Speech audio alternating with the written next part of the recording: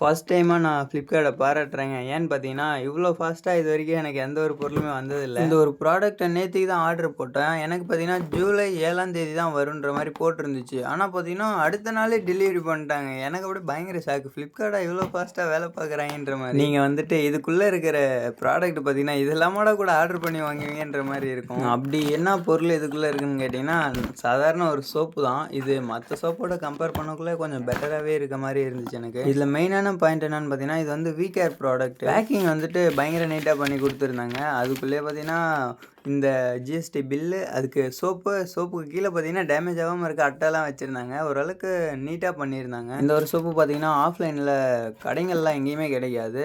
ஒண்ணு ஆன்லைன்ல ஆர்டர் பண்ணணும். அப்படி இல்லன்னா இந்த கேர் வெப்சைட்ல ஆர்டர் பண்ணணும். எனக்கு பார்த்தீங்கன்னா, கேர் வெப்சைட்ல ஆர்டர் பண்ணா எங்கலாம் டெலிவரியே இல்லப்பா அப்படின்ற மாரி சொல்லிட்டாங்க. சரின்னு Flipkartல ஆர்டர் பண்ணியிருந்தேன். எனக்கு ஃபர்ஸ்ட் டைமா ஒரே நாள்ல டெலிவரி பண்ணியிருக்காங்க. உங்களுக்கு இந்த மாரி பண்ணியிருந்தா கமெண்ட்ல சொல்லுங்க.